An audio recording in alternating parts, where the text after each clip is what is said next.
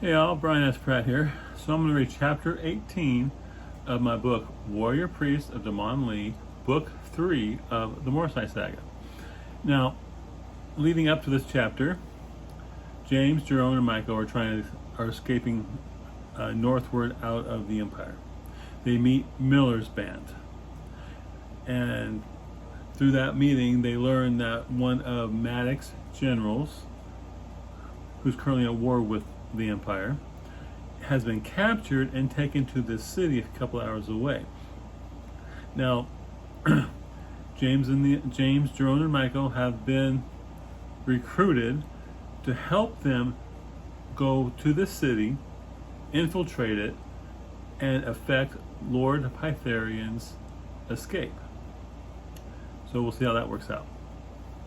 They just at the end of chapter 17, they had met up outside the walls of the city with Miller's band, and now James, Jiron, and Miko had just snuck into the city, and the plan was to go to the the east gate and open it so the others can come in. And that's where we start this. Now, before I start reading, if you'll notice in the lower right-hand corner, hopefully, there's a little icon. I created this, and click it, and it should say subscribe. Or if you hover over it, I think it says subscribe. Click it. If you haven't subscribed, that'd be a big help for me. I'm working to 1,000 subscribers, so YouTube can start paying me. Anyway, here's chapter 18. The city was a bustle of activity, in many ways the same as any other. Even though it was night, there were still many people out, and merchants hawked their wares to those passing by. The crowds gradually dispersed as the night progressed, and some shops were in the process of closing for the evening. Jiron directed them to a small alley adjacent to the store, where they entered and moved far enough away from the street that they were hidden from view by those passing by. In a hushed voice, he asked, "How do you plan on us opening the east gate?" "I don't," replied James. "But we told them we would," said Jiron. "Not exactly," James said. "Besides, once the gate was opened, we would soon be found out. Something like that would be certain to draw attention." "I suppose you're right," said Jiron. "Now," began James, "do you know anything about this Lord Pytherian?"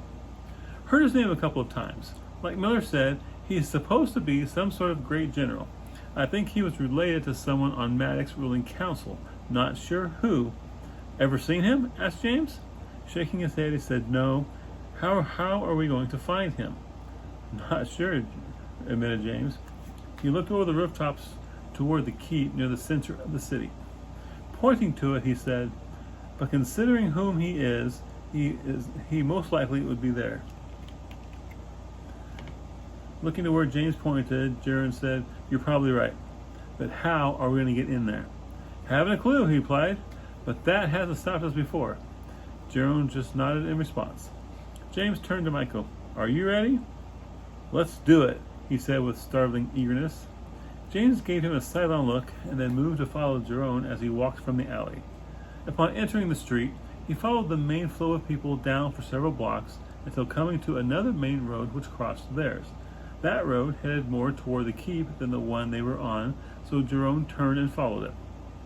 As they continued toward the keep, the amount of people on the street decreased steadily. The street led to the gate into the keep area, where 2 guards stood watch. While they paused to observe those going through, they noticed the guards offering comments and greetings to practically everyone who passed through. "Looks like the guards know everyone," stated James. "I would think so," Michael agreed.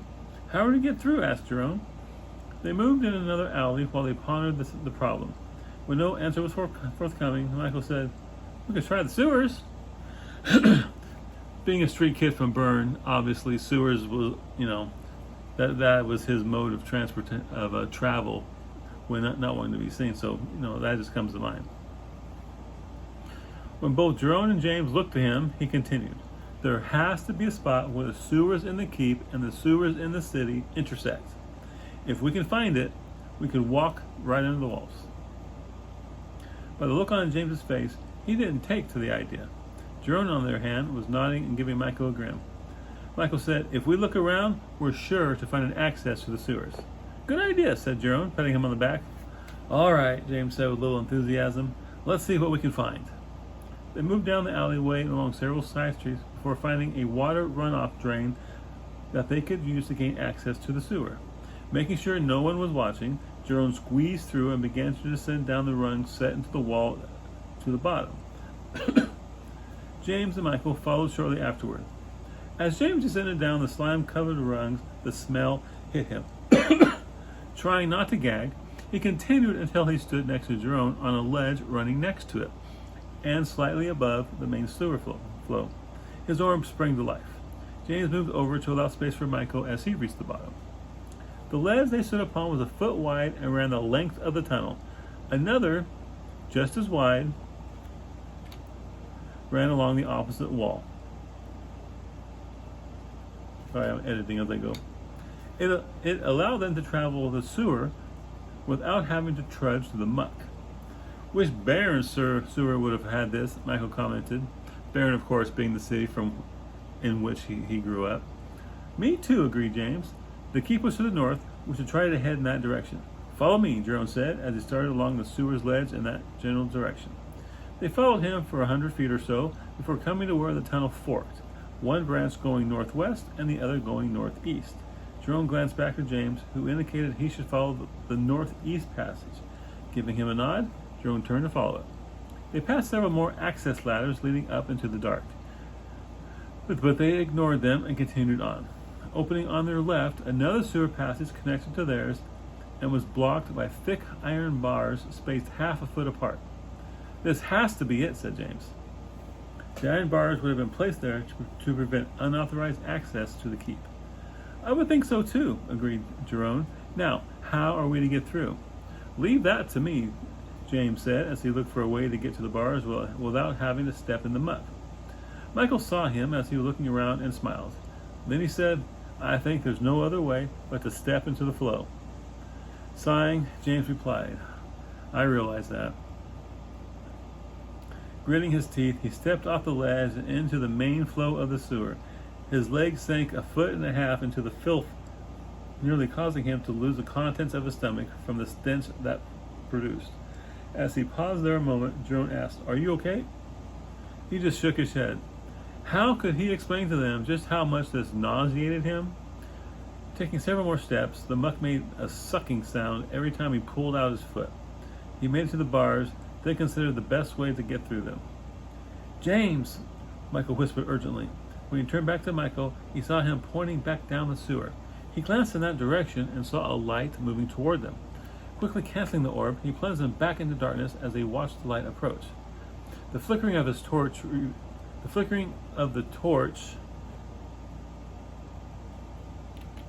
revealed a lone man. They heard him mutter to himself as he walked along the edge, the same ledge, upon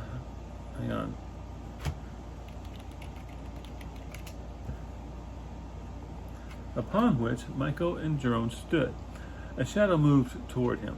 A glint of reflected torchlight from a knife blade revealed Jiron was heading to intercept the man.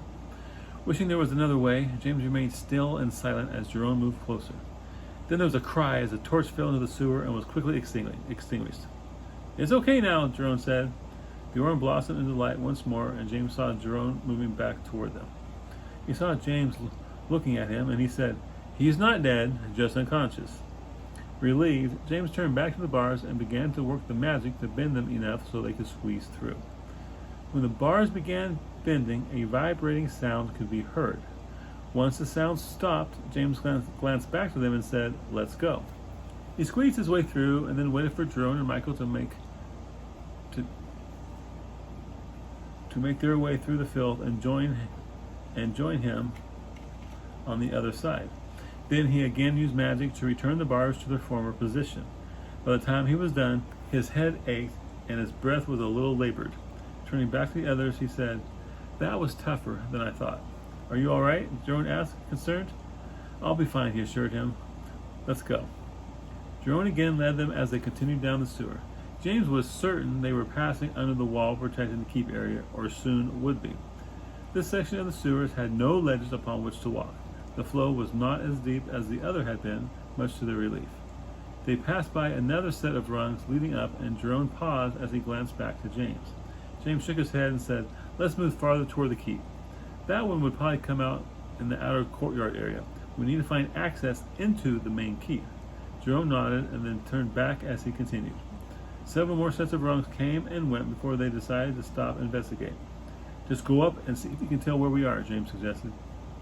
Placing his hand on one of the rungs, Jiron replied, "I understand." Then he quickly climbed up until he disappeared into the darkness. A thud could be heard from above when Jiron opened the trapdoor leading from the sewer. Several minutes passed before they heard the quiet thud again, and Jiron returned back down the rungs. Hang on one second.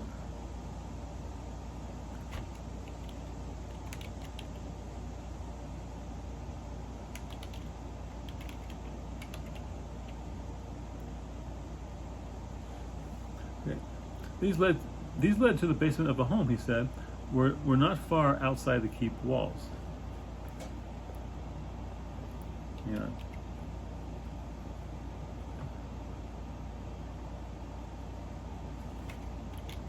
We're still outside the keep. I like that better, don't you?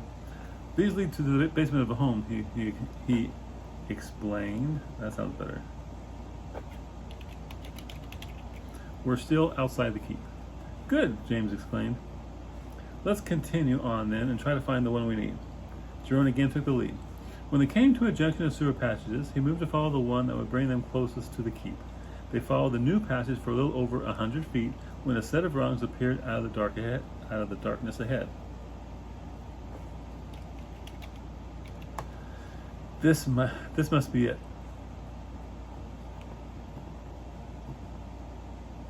No matter how many times I edit this, it always has to be changed.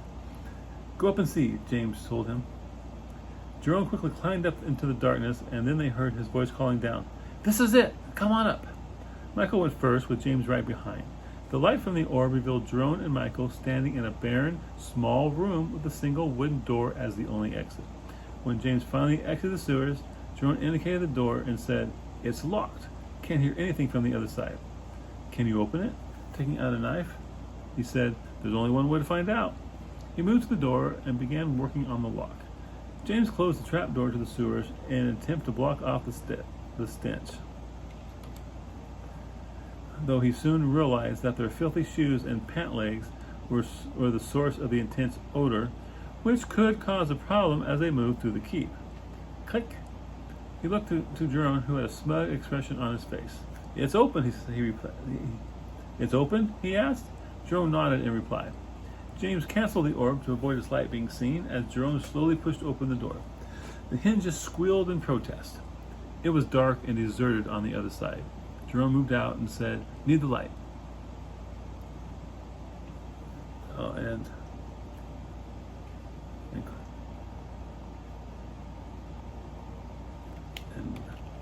called. Jiron moved out and called back, "Need the light." Soft light filled the room as the orb once again sprang to life and spilled into the passage running outside. "Come on," Jiron said. "It looks empty." The passage extended in both directions. Doors lined both sides at 3-foot intervals. Each door was wooden, sturdily built with a small window at eye level, and had a lock similar to the one Jiron had just opened. "Looks like cells," James guessed. "Must be in the lower dungeon," Michael surmised.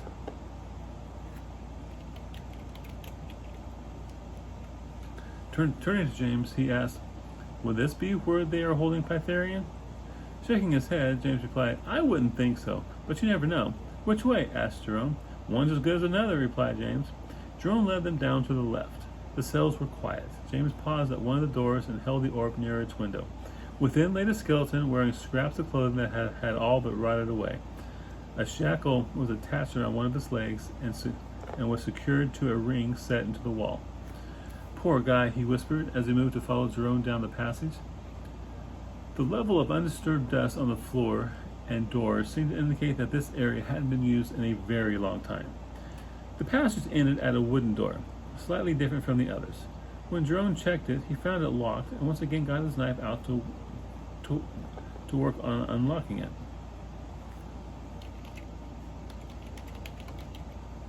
When they heard a click, he slowly opened the door. They found a stairway leading up into darkness. Jiron headed up the steps with the others right behind. It ended at another cell-lined corridor running the same direction as the one below. This area showed the same signs of disuse as had the previous area. Across from the steps leading down was an iron-banded wooden door. Jiron glanced back to James, who indicated the door. Taking out his knife, he worked the lock until he heard the familiar click. Jiron glanced back to James, who... On the other side was another flight of steps leading up. Again, Jiron led the way until they came to where the steps ended at a stone wall. When James saw the wall, he said, "Jiron, back away and let me look at it." "Another secret door?" Miko asked. "Possibly," he replied. He handed the orb to Miko as he inspected the walls. Pressing lightly upon the stones, he found one that was loose. He glanced back at the others and said, "I think I may have found it." He pressed the stone.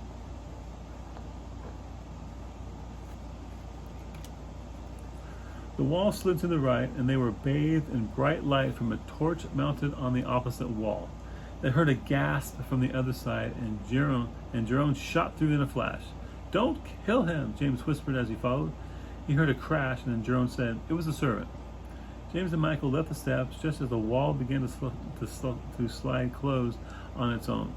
They saw Jiron with a man held at knife point against the wall. He was obviously a servant, and at his feet were the broken remains of a chamber pot that had been full. A disgusting mess, but after the sewers, it had little effect on James's senses. Coming to the servant, James asked, "Do you understand me?" The servant looked back blankly, clearly not understanding, and completely terrified. "What do we do with him?" Jiron asked. James looked down the corridor in either direction. It looked identical to the passages below, except this one had been better maintained and was in use. Across from them was an open doorway with a flight of steps leading up. To the left, a corridor extended farther down. A couple of torches spaced along its length gave off light. "Knock him out," James told him. Jiron struck the man in the back of the head, and he slumped to the floor unconscious. James went to one of the cells and looked in. Finding it empty, he had Jiron open it and put the man inside, tying him up and gagging him. When Jiron left the cell, he held up a 4-inch ring with several keys. He tried them and found the one that fit the lock to the cell wherein the servant lay. Locking the door, he turned back to James. James moved to the steps and looked up. Not seeing anyone, he remained in the passageway and closed the door. "Let's go down this way," he said, indicating the corridor of cell doors. "Why?" asked Miko. He was removing a chamber pot from somewhere down there. Hang on. That servant was removing a chamber pot from somewhere down there, he explained. "I doubt they'd have supplied one to ordinary prisoners." "You think Pytherian is down there?" Jiron asked. "Maybe," he replied. Only one way to find out, though." Turning to Miko, he said, "Stay here and let us know if anyone approaches." "No problem," he replied as he put his ear to the door. James took the torch from the wall and made his way down the corridor, pausing at each cell to look in through the window. The first several were empty, but then he came to one with a dead body. From the looks of him, he hadn't died all that long ago. A rat looked up at him from where he had chewed on part of the man's exposed leg. From the size of the missing section, the rats had been eating for a while. Disgusted, he continued on, finding more empty cells until at last reaching the end of the corridor. The second to last cell contained a man of average build. When James looked in through the window, the man lifted up his head and looked back. He saw in the corner of the cell another chamber pot similar to the one that had been carried by the servant. "Who are you?" asked James. The man's opened wide when he realized James wasn't another guard. He came to the door and cried, "Help me!" He brought his face to the window and looked pleadingly to James. "Who are you?" James asked again. "My name's Braylon," the man told him. "We don't have much time. Let me out." James looked at Jiron, who shrugged. "Do you know Pytherian?" The man looked at James with a blank expression for a moment, then he cried, "Yes! Yes, I do!" "Who is he?" Jiron asked. The man looked back at them, then sank down to the floor and began sobbing. "I don't know! I don't know!" "Why are you locked in here?" James asked. "For having an affair with Sile, the Lord's daughter," he said with resignation. "We loved each other, but she was betrothed to another. They're going to execute me in the morning." He looked up from the floor and said piteously, "Please, please get me out of here." James brought Jiron away from the sail and gave him a questioning look. Jiron just sighed and shook his head. "You can't save everyone. This man broke the law and he's going to pay for it. If you let him go, you put our mission in jeopardy." "I know," he said with resignation. He went back over to the window and said, "I'm sorry." As he walked away, the man inside began crying and wailing for them to help him. They returned down the corridor to where Miko kept watch on the door. He saw them returning and asked, "What was all that about?" "Nothing," James said somewhat sadly. "It wasn't Pytherian." "It's been quiet," he said. "Then let's go." Jiron opened the door and peered to the stairway leading up. At the top was another lit torch, bathing the whole upper landing in light. He gestured for the other two to remain there as he moved silently up the steps. At the top, he glanced around the corner and then motioned for them to join him. When they reached his side, he said, "Doesn't look like anyone is around." Jiron stepped out into the corridor. The others followed close behind. This area had the look of frequent use. Cells lined the walls, though not set nearly as closely together as the ones below had been. James glanced into one of the windows and saw large cells used to hold multiple people, all of which were empty. At the end of the passageway was a door standing ajar. They heard a man's painful cries coming from beyond the door. Jiron had them wait while he hurried ahead to check it out. He approached the room, slowed, then paused to peer through the opening. Turning about, he quickly returned to them. Whispering, Jiron pointed back to the room. "They have a man in there. I think they're torturing him." As if to emphasize what Jiron had said, the man cried out again, gibbering incoherently. Other voices were heard speaking the Empire's tongue. The plight of the man sickened James. He turned to Jiron. "Take him out." Hang on a second. Jiron nodded, pulled a knife, and returned to the door. Upon reaching the end of the corridor, James had Jiron wait as he looked to the room beyond. It was a torture chamber, pure and simple. Instruments of pain lined the walls. Several contraptions of dubious purpose sat about the room. On one table, a naked man laid sprayed eagle, his arms and legs stretched to their limits and secured with ropes to the corners. Two men stood next to him, both dressed in similar attire. One held a glowing hot poker. James watched as he brought it down to the man's left breast. The man cried out as smoke arose from where the flesh turned black. The smell of burnt hair permeated the room. The man on the table was of northern stock. James turned to Jiron and nodded. Jiron hit the door with his shoulder and it slammed against the wall.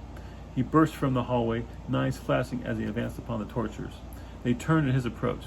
One cried out in surprise while the other threw the hot poker. Jiron easily dodged it. They both turned toward the door behind them and fled. Jiron reached them before they had time to even open the door. With a couple quick strikes, he dropped them to the floor. One cried and tried to crawl away, but Jiron came up behind him and stomped on his neck, smashing his windpipe to silence him. Gurgling, the man choked for a minute before becoming still. The other had already died from where one of Jiron's knives had punctured his heart.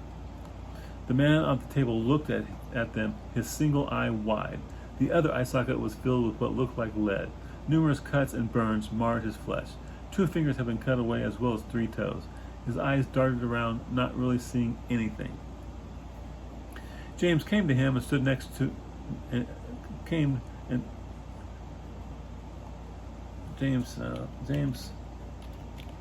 approached and stood next to his head. The man flinched when he realized James was there. "It's okay," James assured him. "We're not going to hurt you." The man just gibbered, saliva running down his face. "Who are you?" James asked. The man didn't respond, just made nonsensical noises. James looked over to Jiron, who said, "He's mad." Gesturing to the 2 stiffs on the floor, he continued. "They drove him mad, probably just for fun." He came over to the poor man and with a quick pass of a knife, cut his throat. James looked at Jiron in horror. "What did you do that for?" "Mercy killing," he said. "We can't take him with us, and I'm not about to leave him here for someone else to have fun with." He watched as the man choked on his own blood and slowly began to calm, and then finally died. Maybe it was the best thing for this poor guy. Michael stood listening at the door leading from the room. "I don't hear anything," he said as he pulled his ear away. If anyone shows up, they'll know someone's been here, Jiron said as he cleaned his knives on the torturer's clothes. Then let's hurry, shall we? James said, coming around the dead man lying on the table as he made for the door. Jiron listened a moment before slowly opening it. A series of open cells similar to the ones the slaves had been in back in Khorasan lined both sides of the corridor. There were several men inside one who came to the front when they saw them leave the room. They spoke to them in the Empire's tongue. They held out their hands, obviously asking to be let out.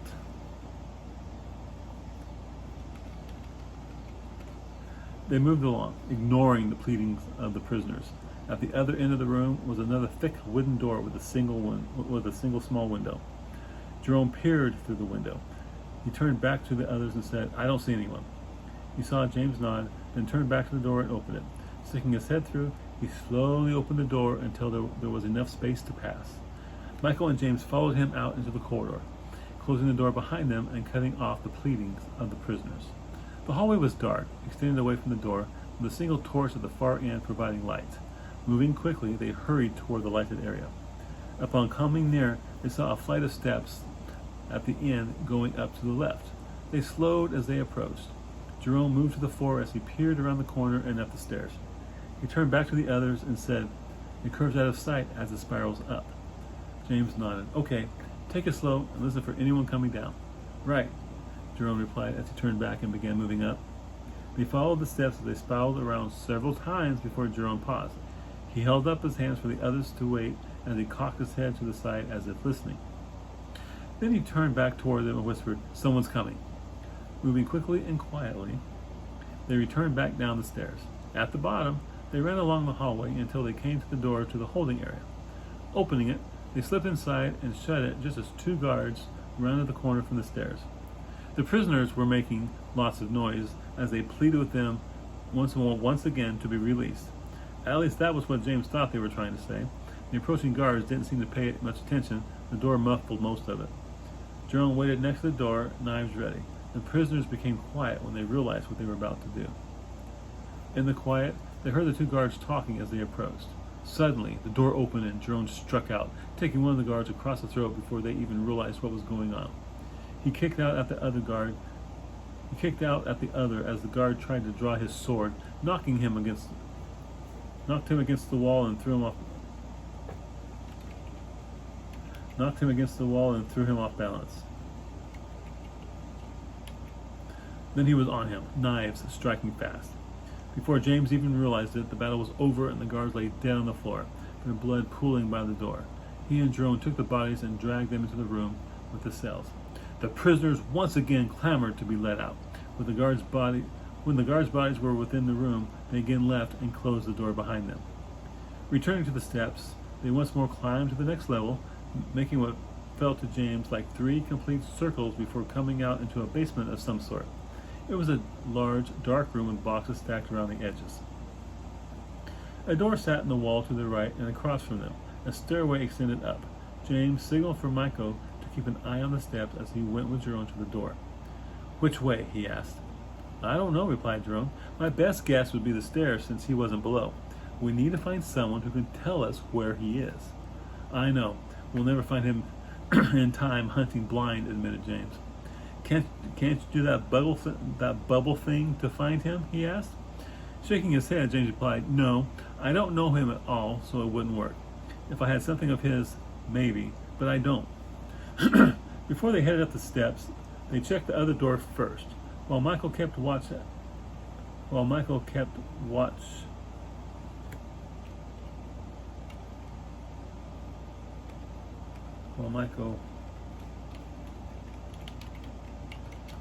watched the stairs.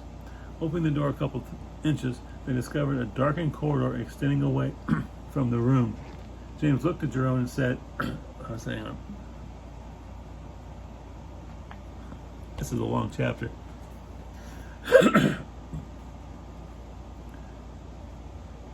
Opening the door a couple inches, they discovered a darkened corridor extending away from the room. James looked to Jiron and said, "Not this way. Let's go up the stairs. I don't think he is down here." Closing the door, they moved back over to Michael. "Anything?" James asked. He shook his head. "No, haven't heard a thing." Jiron took the lead as they continued up.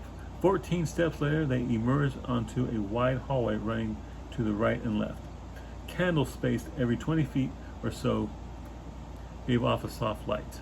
To the right, the hallway extended for 100 feet before turning to the left.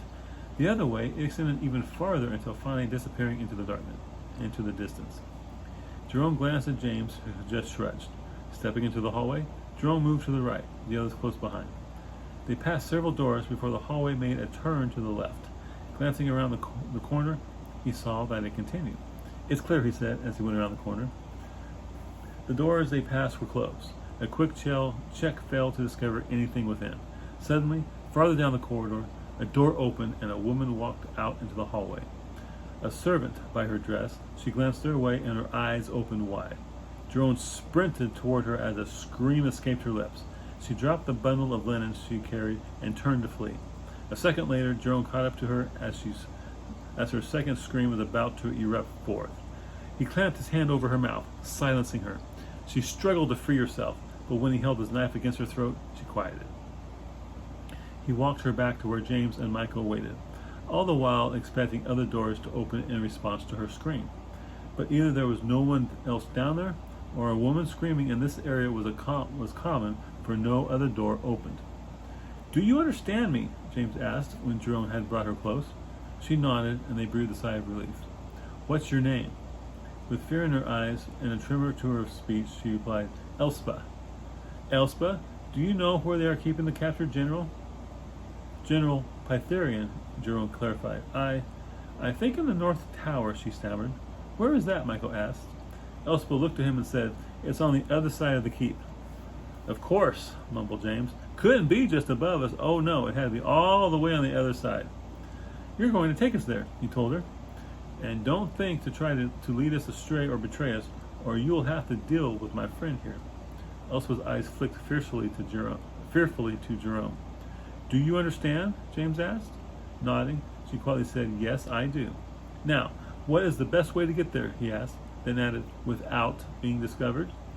"There is no direct way," she explained, "and the tower is full of guards. You will never reach where they are keeping him." Let us worry about that," he said. "Now, I understand that servants often have a means of moving about to avoid being underfoot. I want you to take us along those ways." She nodded. "It's this way," she said, pointing down to where she had just entered the corridor. James glanced at Jerome, who took her by the arm and held her close as she led them down the hallway. As they reached the door that she had exited from, she opened it. They passed through to a narrow hallway. This leads to the lower kitchen," she explained as she continued along. "Another of these passages leads from the kitchens to the main banquet room, which at this hour should be relatively empty." "What about the kitchens?" Jerome said. "What about the kitchens?" Jerome asked. Hang on a second. It's getting dark.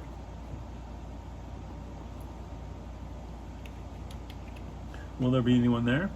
Sighing, she replied, "There was always someone there, but going any other way increases your chance of being discovered." "All right," James said. They continued down the hallway until they smelled the yeast from many loaves of bread set to rise. Slowing, Jerome handed the girl to James as he moved forward to reconnoiter. The kitchen was a large room with many tables and ovens. 10 tables were lined with loaves of bread dough, and beneath one of them slept a boy. The boy appeared to be the only one currently in the room. He went back to the others and told them what he'd seen. "That's Kitty," she explained. "He's the baker's apprentice and is there to ensure the bread is ready for baking in the morning." She looked to them and asked, "You're not going to hurt him, are you?" "If we can get through without waking him," James assured her, "then I see no reason to harm him." She nodded, and they moved closer to where the hallway opened up onto the kitchen. She pointed off to the right where another small hallway. "That's the one you want." James indicated for her to precede them with a nod of his head. She moved. How about James indicated with a nod of his head for her to precede them? That sounds better. She moved out, stepping cautiously, trying to remain very quiet as she moved around the table under which Kitty slept. As they moved through the kitchen, Michael snagged a half loaf of bread sitting on the counter. When James looked at him, he just gave him a smile as he broke off a piece and ate it. James grabbed one as well. They reached the hallway They reached the hallway, and James glanced back at the still sleeping Kibby. Then he turned back and followed Elspeth as she led them toward the keep. From up ahead, they heard someone approaching. They ducked down a side passage and held still and quiet as the person approached. Jiron held a knife against Elspeth's neck to prevent her from crying out. Then a man walked by their hiding spot and continued down the passage. Once the man's footsteps could no longer be heard, they returned to the passage. "That was Olaf, the baker," she said, once Jiron had removed the knife from her throat. "Let's go. We're running out of time," urged James. She led them down the passage. They went for several hundred feet before she again came to a stop. Pointing down the passage, she said, "Up ahead, it opens onto the banquet room." Jiron moved forward and then paused at the end. He returned and said, "She's correct. It's the main hall and it looks empty." They moved to the end of the passage and James asked, "Where now?" She pointed to another, wider passage on the far side of the hall.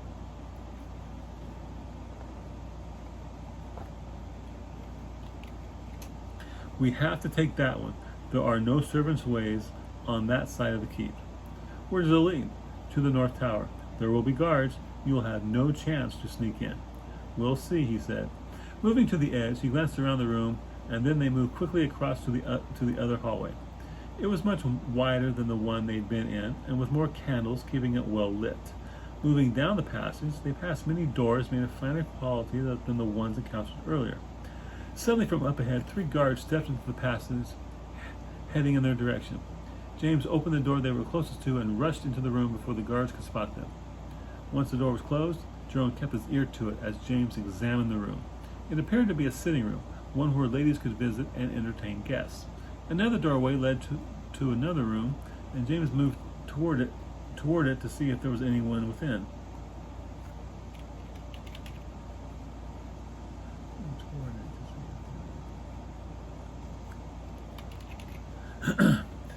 As he got closer, he heard the unmistakable sound of someone snoring. Peering through the doorway, he saw a large bed with 2 bodies asleep beneath the covers.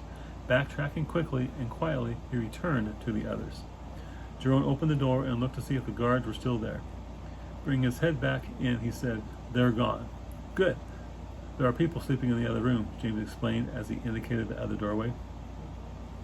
"Then let's go," he said as he took Elspeth and returned to the hallway. The others followed, and Michael closed the door quietly behind him. "How far to the tower?" James asked. "Not very," she replied. She pointed to a set of double doors farther down where the hallway turned to the left and said, "That's the entrance. It's the only way I know of to get there."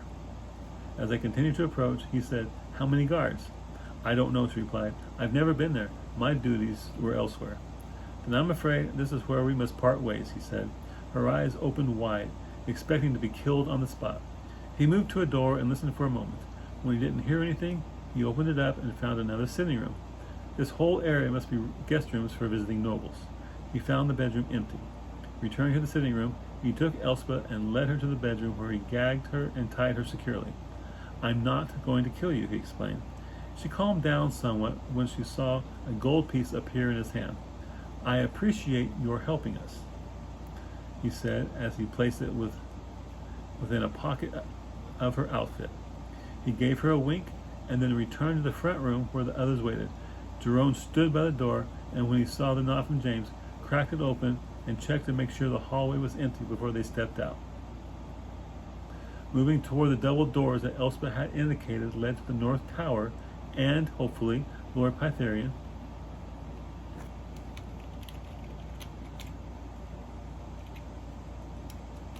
They quickly crossed the distance and stood before them.